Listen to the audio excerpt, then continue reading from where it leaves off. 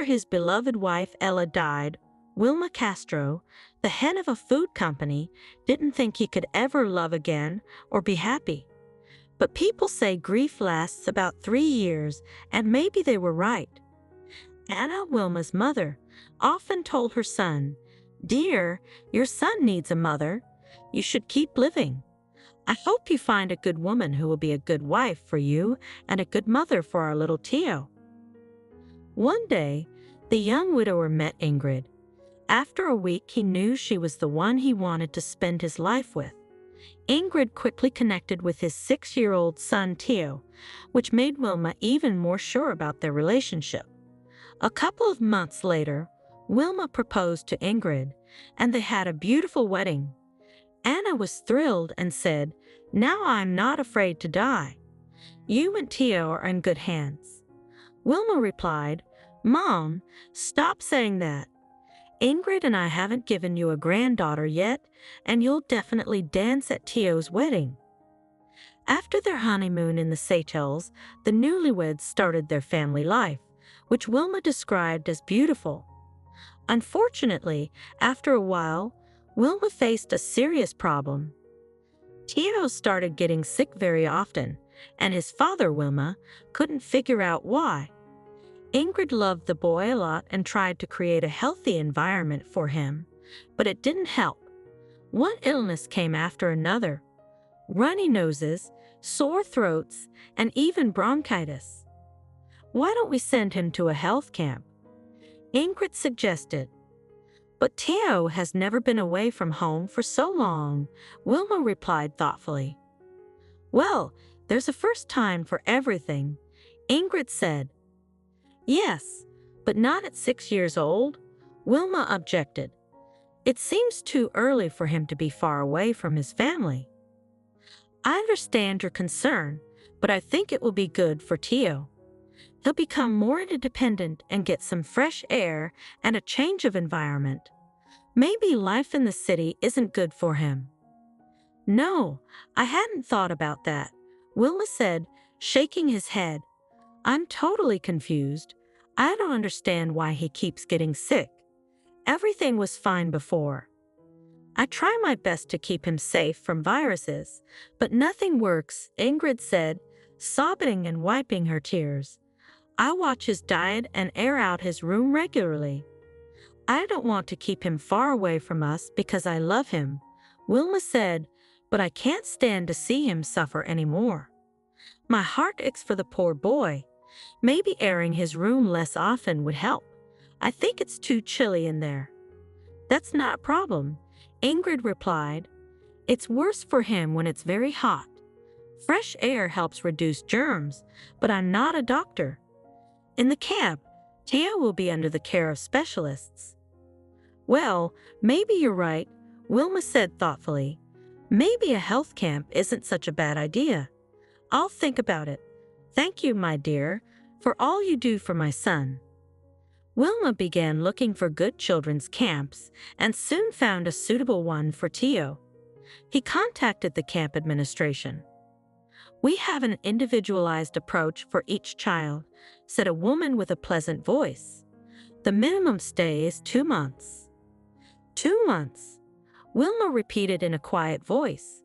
He wasn't ready to be apart from his son for so long. "Yes, 2 months," the administrator confirmed. "But don't worry, you can visit your child anytime." "Well, that's not so bad," Wilma replied. "How do I sign up?" The administrator explained everything, and that was it. Now Wilma had to prepare Tio for the trip. After all, he was going to be away from home for 2 months. But to Wilma's surprise, Tio's eyes lit up. "Will I get to play with other kids there?" Tio asked excitedly. Wilma sighed, realizing Tio was excited. He had taken Tio out of school when he started getting sick often, so Tio missed being around other children. Ingrid was right. A kids' health camp was a great idea. However, a week before the trip, Tio complained of a severe headache. When Wilma touched his forehead, it was burning hot. The thermometer showed a temperature of almost 40 degrees Celsius. "Oh God, this is the last thing we need," Wilma muttered, sinking into a chair in despair. "What's wrong?" Ingrid asked, hearing her husband's worried words. "Teo is sick again, and it seems serious," Wilma said. Ingrid looked closely at Teo. His face was red, and sweat was forming on his forehead. "It looks like we'll have to postpone the trip," Wilma said. "We're going to the doctor." "Are you sure? We still have a week before we leave. Maybe he'll get better," Ingrid suggested. But the next day, Teo was still very sick. The doctor said the trip was no longer an option and recommended hiring a nurse. "Thank you," Wilma said to the doctor. "Why do we need a nurse?" Ingrid exclaimed. "Why bring a stranger into the house?" "Do you know anything about medicine?" Wilma interrupted firmly. He was very protective when it came to his son. "Well, no, but—" "Then the conversation is over," he said. "Tonight I'll go online and find a nurse." Ingrid realized that Wilma's decision was final and didn't argue. She nodded in agreement. "Okay," Wilma concluded. "I need to go to the office now. Take care of Teo. Call me if there's an emergency." After finishing urgent tasks at work, Wilma rushed home. He trusted Ingrid but felt calmer with Teo nearby. On his way home, while crossing a bridge, he saw a very young, poorly dressed girl who looked lost and then put her leg over the railing, about to jump. Wilma quickly stopped his car and rushed out. "What are you doing?" he shouted, pulling the girl away from the railing. "Are you tired of living?" "Yes, tired," the girl sobbed. "This isn't life, it's just suffering." "Come on, let's go to the car," Wilma said.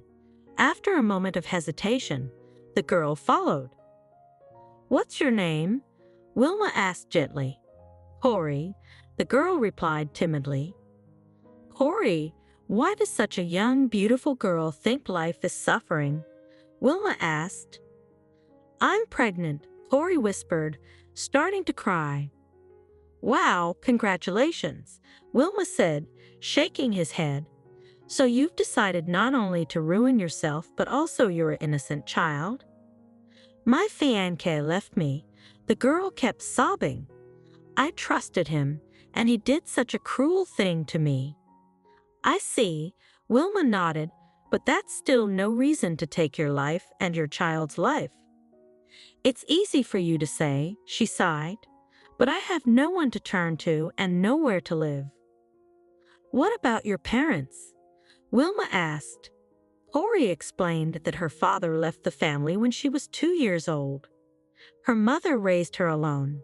When Corey was 14, her mother met Bob.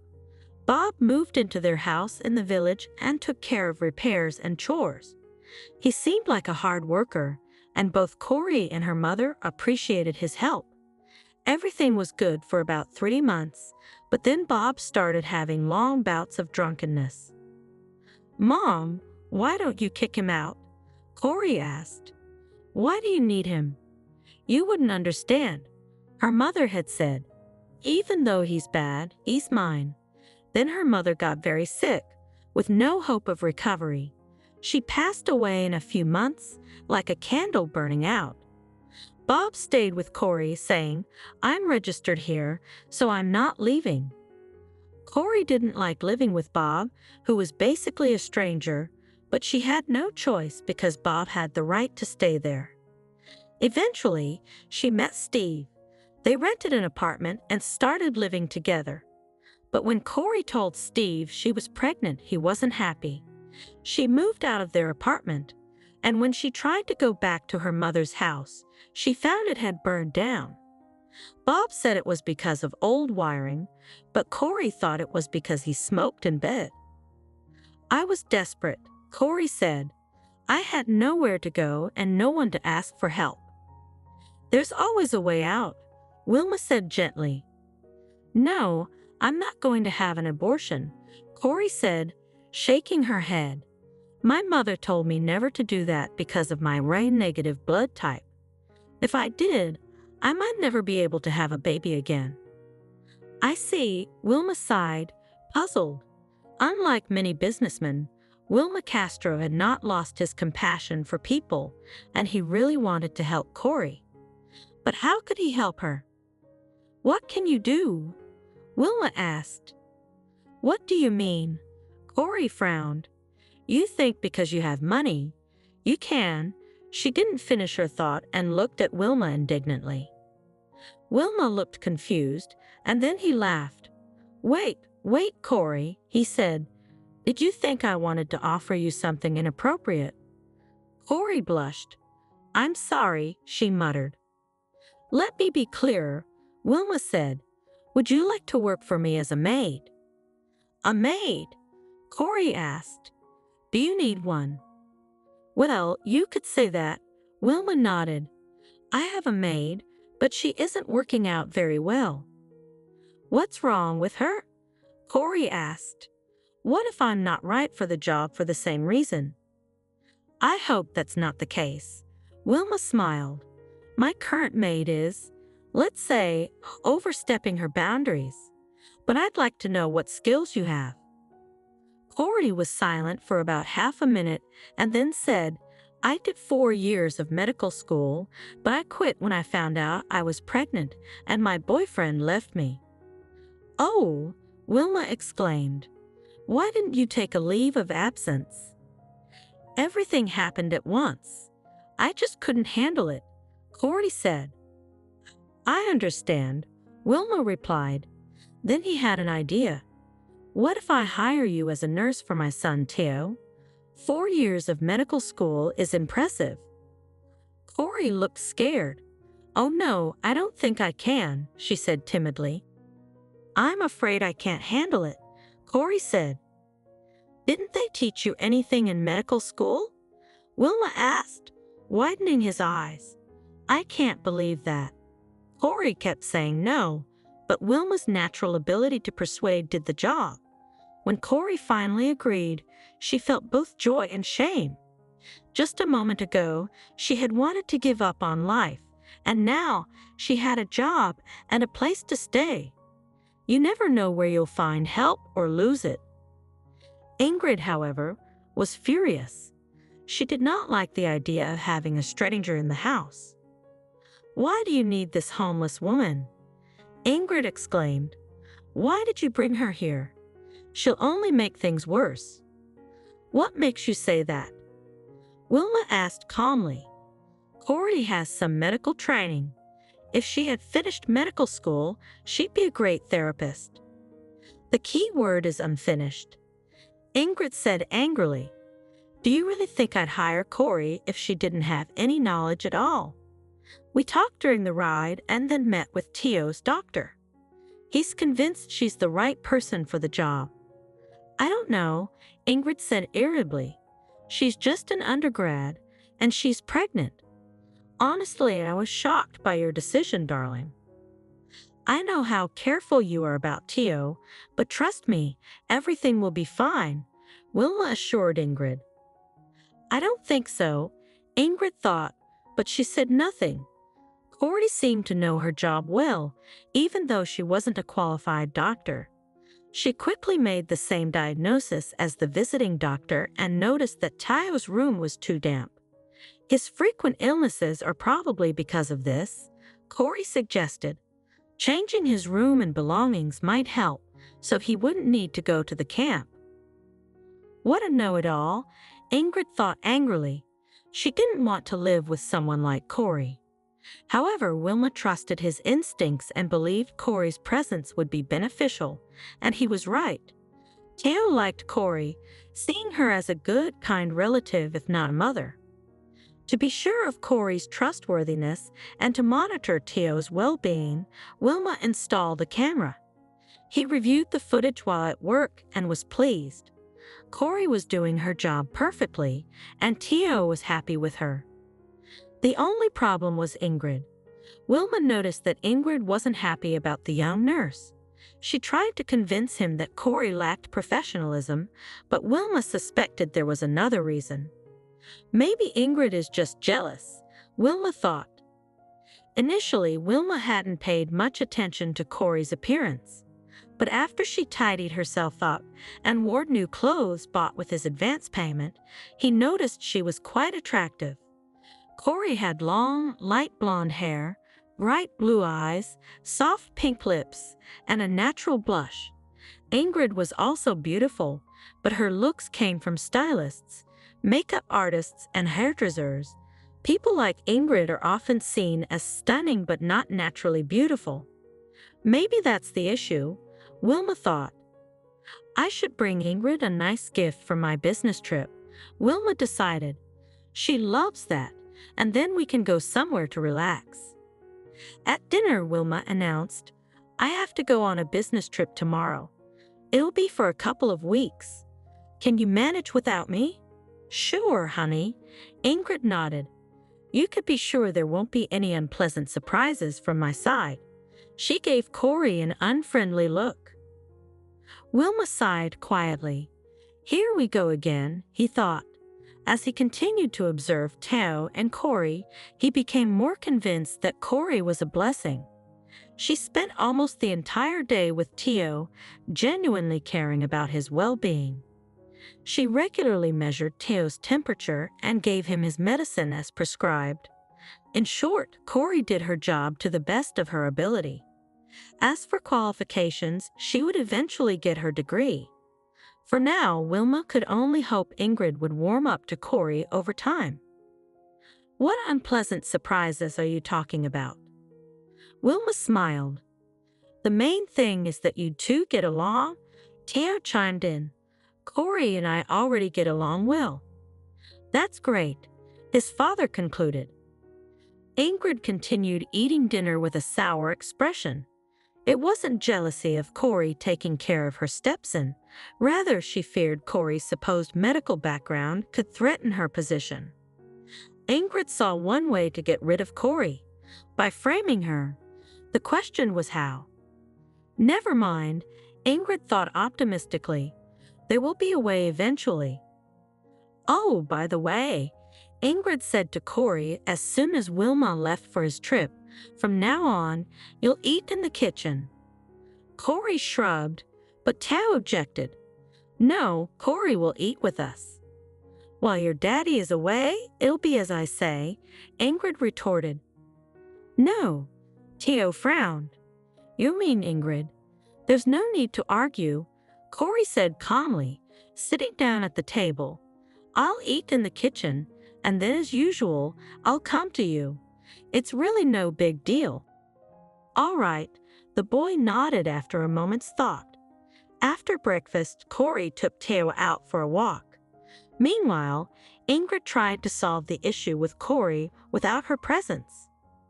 Think, Ingrid, think, she mentally urged herself. There must be a way to get rid of this intruder. She went up to her stepson's room intending to air it out once more. Suddenly, her gaze fell on the camera. Of course, how could I not have thought of that? Ingrid's plan was simple. She deliberately placed her purse in Tao's room where the camera could see it. She was certain Corey would take the purse and return it to her. Then she could convince her husband that Corey was just a thief. The plan worked. Corey noticed the purse and, thinking it belonged to Ingrid, decided to return it. Is this yours, Ingrid? She asked, holding out the purse. I'm Mrs. Castro, Ingrid said arrogantly. Mrs. Castro, is this your purse? Corey repeated with faint irony. Yes, it's mine, Ingrid nodded, opening it. It's empty. Where's my money? Well, I didn't take any money, Corey replied firmly, sensing what Ingrid was implying. I found this purse in Tao's room and brought it to you immediately. Whether it was empty or had something in it, I didn't check. But I did. There were $1,000 in credit cards in there, Ingrid accused.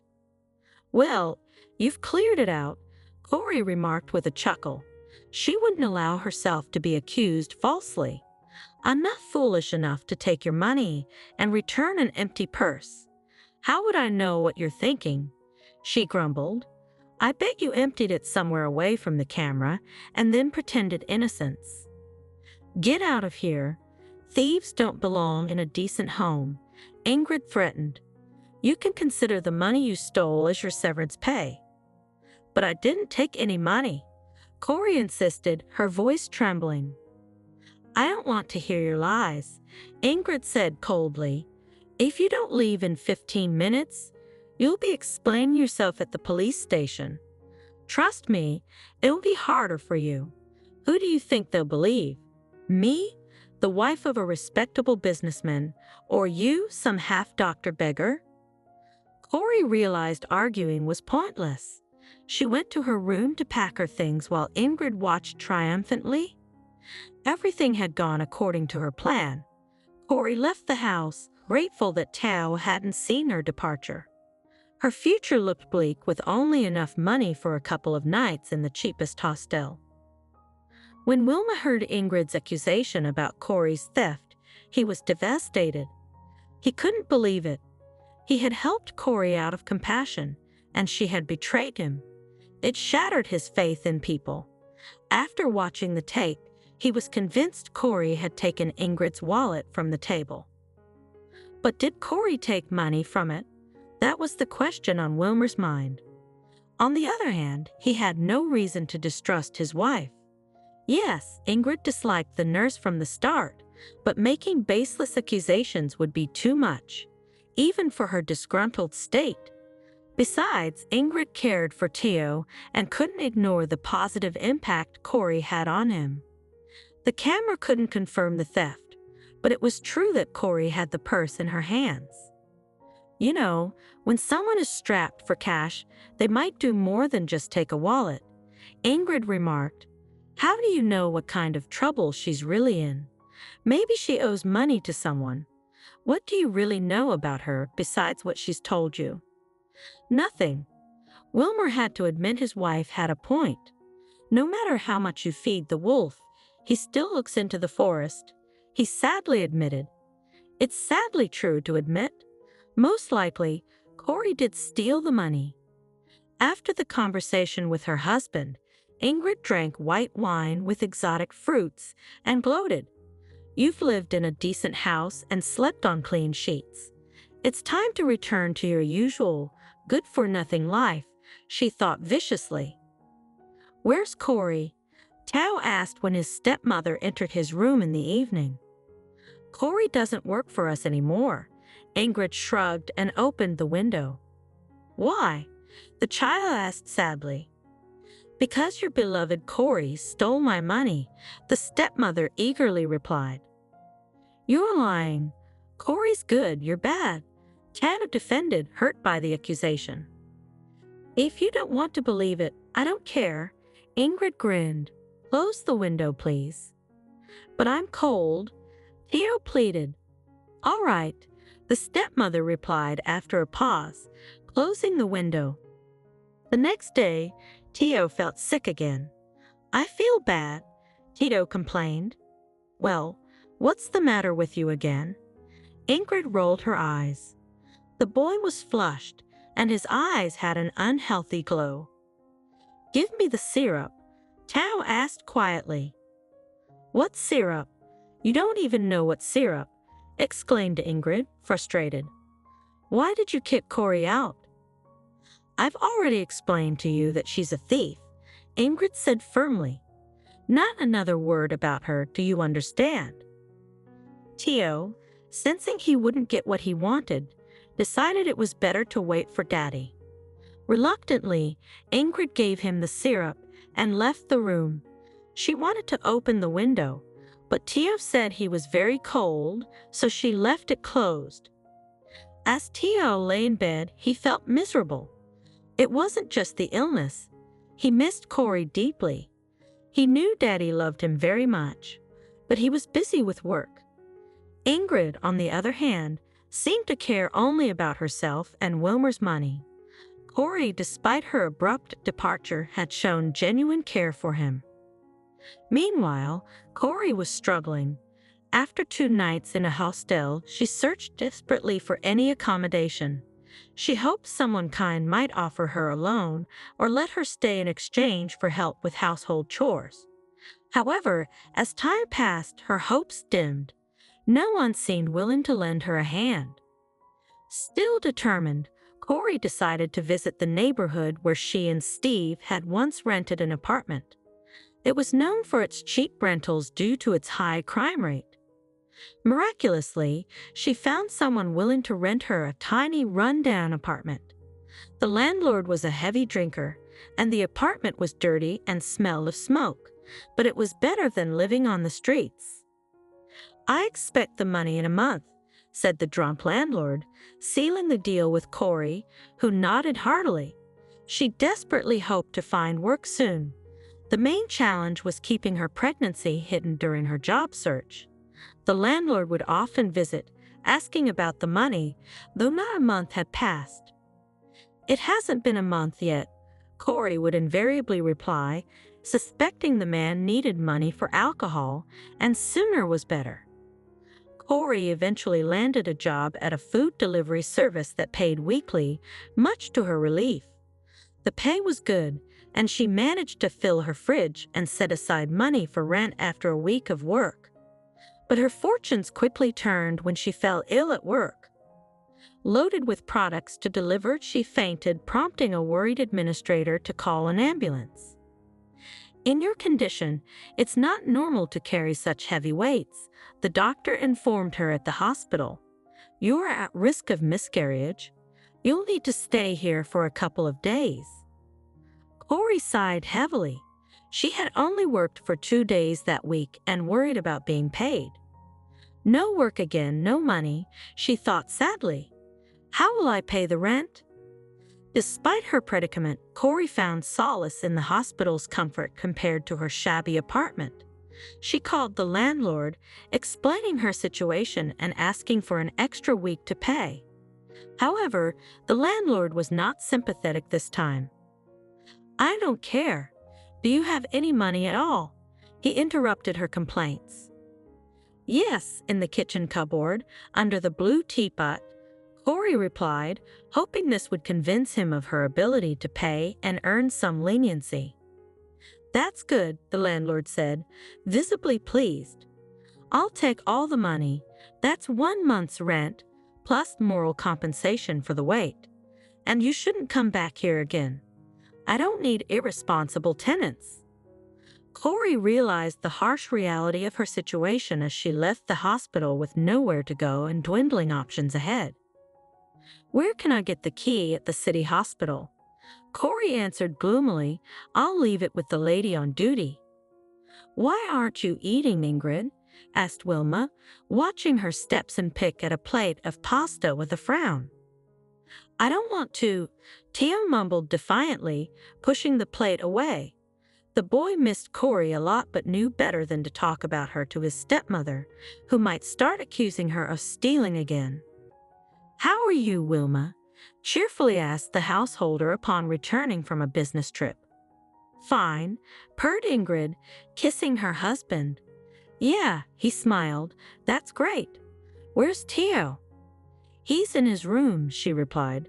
Seeing his son, Will froze with his mouth open. He didn't even recognize Teo at first. The boy looked pale, shrunken, and unhappy. "Are you sick again?" the worried father asked. "Dad, can Corey come back?" replied the boy, a tear rolling down his pale cheek. Wilma was confused. "Son, I would love for her to come back, but it's impossible," he replied in despair. Wilmer looked at his wife, silently asking if Teo knew about the theft. Ingrid barely nodded. "Daddy, I know that Ingrid thinks Corey stole the money," said the shrewd child, "but that's not true. She's good, and Ingrid is bad. I was cold, and she opened the window." "What are you talking about, good or bad?" Ingrid couldn't take it anymore. If only it were that simple. "Ingrid, don't yell at the child," Wilma said quietly but firmly. I'm sorry, she stammered, but you should understand. I understand, said the husband. When I left, Teo got sick again. Isn't that reason enough to listen to his request? Ingrid couldn't believe her ears. Are you going to hire her again? Maybe, Wilmer replied. I'd like to hear the other side of this story first. Without delay, Wilmer began his search for Corey. It didn't seem easy because she had no permanent address. All he had was the address of the apartment she shared with her child's father, but they had broken up. It was unlikely she would return after such betrayal, though she might have acquaintances there. It's worth a try, reasoned Wilma. There are no other clues yet. The neighborhood looked shabby to the successful businessman. It felt like a different world on its streets. Wilmer showed Corey's picture to the locals, but people just shrugged. He was about to leave empty-handed when luck smiled on him. Yes, I saw this girl yesterday, nodded a woman in her 40s, wearing a flowered dress and a faded sweater. She rented an apartment in that house over there, on the first floor. Thank you very much. Wilmer thanked the woman and headed to the indicated building. At the entrance, he saw 3 drunken men and asked, Guys, have any of you rented an apartment to a woman named Corey? Well, let's say it's me, one of them replied with a smile, showing his few remaining teeth. She was my tenant. Is it really you? Wilmer asked. Yes, she rented from me, the man replied, eyeing Wilmer with interest, clearly hoping for some money. Whatever you ask, as long as the information is useful, Wilmer guessed. He paid $50 and found out the information was indeed important. Corey had rented an apartment from the drunk man, but he had asked her to leave because she hadn't paid. Do you know where she could be now? Asked Wilmer, not expecting an answer. The day before yesterday, she was in the city hospital, the man replied. She called and tried to get me to let her stay another week. I said no, I'm not running a charity. I see, Wilmer nodded, taking money out of his wallet and walking away. What kind of jerk kicks a pregnant woman out? Wilmer thought angrily. But then again, what else could I expect from someone like him? However, Wilmer was more focused on something else. If Corey, as Ingrid claimed, had stolen money, why couldn't she pay for her place? The answer was clear. Corey hadn't stolen anything, and Ingrid hadn't paid her. Wilmer felt terribly embarrassed. Corey had worked for him for nearly a month, doing her job perfectly, and Teo had recovered and grown attached to her. I just have to find her, Wilmer thought, heading to the city hospital. Praying that Corey was there, he found her. I was threatened with miscarriage, Corey said sadly, her smile tinged with sorrow. Wilmer's heart sank. That's not what I wanted for someone who worked for me, he thought anxiously. You did a good job while you were here, he said aloud, raising his eyebrows in surprise. Yeah, Corey nodded. After Ingrid kicked me out, I found a job at a delivery service. That's actually why I wanted to talk to you, Wilmer began. It's a very delicate issue, Wilmer said, unsure of what to say next.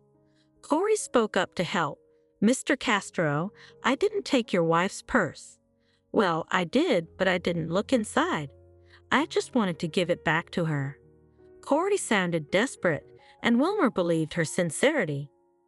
I believe you, he said quietly. Let's go back. I agree, but your wife won't let me work, Corey said uncertainly. I'll handle my wife, Wilmer assured her. Good, Corey nodded. Now rest and take care of yourself. We're looking forward to having you back. Wilmer smiled. The doctors worked hard, and Corey's pregnancy was saved. Wilma and Teo came to her discharge together. I'm very glad you're coming back, little Teo said seriously, looking at her. Seeing Corey, Ingrid pressed her lips together unhappily but said nothing. She didn't know what to do. Oh, these Beckers, Ingrid thought grudgingly. They are rarely tenacious creatures. You close the door, they come in through the window. There's no point in trying to set Corey up again. Wilmer wouldn't believe it anyway. Theo quickly recovered, his cheeks rounded and rosy. He loved going for walks with his nanny. They visited the zoo, amusement parks, and other fun spots for young visitors. Once, Tao and Corey found a puppy at the park, took him in, and named him Finn. Wilmer was happy, but something still bothered him. "Corey, you're like a magician," he said one day. "Tao has recovered, grown stronger, and is happier now than before. What's your secret?" "Miracles, that's what," Corey replied shyly. Tao was moved to a new room, where optimal air temperature and carefully chosen medications worked wonders. "That's all the miracles," Corey explained. At the mention of temperature, Wilmer suddenly remembered his son's complaints about Ingrid. "I was cold, and she opened the window." It struck Wilmer that this might have caused Teo's frequent illnesses. Wilmer had often wondered why his son's room was damp. Initially, he thought it was a construction error, but now a troubling thought emerged. What if Ingrid intentionally kept Teo's room cool? She had even suggested sending him to a health camp. But why? Wilmer realized he couldn't easily accuse his wife of such a thing. Instead, he decided to order an independent examination. In his heart, he hoped he was wrong. He couldn't imagine marrying someone capable of intentionally harming his son's health. The relationship between Wilmer and Ingrid became strained. One day, Ingrid casually brought up whether it was appropriate for servants to eat at the same table as the hosts. "Maybe," Wilma nodded calmly, "but Corey has become a member of our family. She cured my son, for which I'll be grateful for the rest of my life." Ingrid frowned and tears welled up in her eyes. "Okay, I get it. Since you don't need me here anymore, it's time to end this charade, Wilma. I'm filing for divorce. I can't be married to a man who doesn't love me at all." With those words, she got up and ran upstairs to her bedroom. Of course, Ingrid had no intention of actually divorcing Wilmer. It was just a manipulation. She hoped Wilmer would chase after her, beg for forgiveness, and agree to fire Corey. However, Ingrid proved to be a poor manipulator. Wilmer willingly signed the divorce papers and even stated he intended to give Ingrid everything she was entitled to, which was nothing. Being foresighted, Wilmer had a prenuptial agreement, so Ingrid ended up with nothing. "Be grateful I didn't accuse you of taking all the money from the safe," Wilmer said to her after the divorce was finalized. Ingrid gave her ex-husband a hateful look, but it didn't faze him. "Well, my dear, note that it wasn't me who filed for divorce," Wilma grinned, handing her the results of an independent examination. "Goodbye. I wish you happiness in your search for another fool." "To hell with you." Ingrid angrily walked away, her heels clacking loudly. "How could I fail so stupidly?" Ingrid thought bitterly. "Well, I'll make life fun for you. They say laughter is best when you laugh last." That same evening, armed with gasoline and a lighter, Ingrid went to Corey and Teo's house. Corey and Teo were playing board games while Finn, their dog, roamed happily. Wilma was expected back soon. "It smells burnt," Teo remarked. Corey sniffed and also noticed the burning smell. Then she saw flames through the window. "I'm scared, Corey," Teo cried. "Calm down, darling. Stay calm," Corey reassured him, picking him up and running towards the exit. They couldn't waste any time. The fire was spreading fast. Corey placed Teo safely on the grass and took a moment to catch her breath. A neighbor ran up, saying, "I've already called the fire department." "Theo, there's Finn," Corey realized. Without hesitation, she rushed back into the blazing house. Minutes later, a deafening explosion shook the area as the house collapsed like a house of cards. Driving home, Wilmer couldn't believe his eyes. His beloved house was engulfed in flames. "Where's my son?" Wilmer shouted as he jumped out of the car. "He's safe at the neighbor's," a firefighter assured him. Wilma rushed towards the neighbor's house, hoping Corey and Finn were safe too. "Corey," Theo stammered, overwhelmed with shock. "And Finn? They've taken her to the hospital," Wilma learned. "She's seriously injured." At the hospital, Wilma found out Corey was stable. Her hands and feet were burned, but her life and pregnancy weren't in danger. Thankfully, Corey had escaped just before the house collapsed through an emergency exit. Wilmer sat by Corey's bedside as she slept under sedation, holding her hand with a worried expression. He realized how much he cared for her. "I never got the chance to tell you that I love you," Wilmer whispered, gently squeezing Corey's hand. The house was destroyed by fire but was insured. Security cameras captured Ingrid setting the fire, but she couldn't be prosecuted because she was declared insane and placed in a psychiatric hospital. Corey recovered day by day. One day, Wilmer visited her at the hospital with Theo. "Why did you risk your life like that?" Wilmer asked. "It's Theo's favorite puppy. We found him in the park and took care of him," Corey explained with a smile.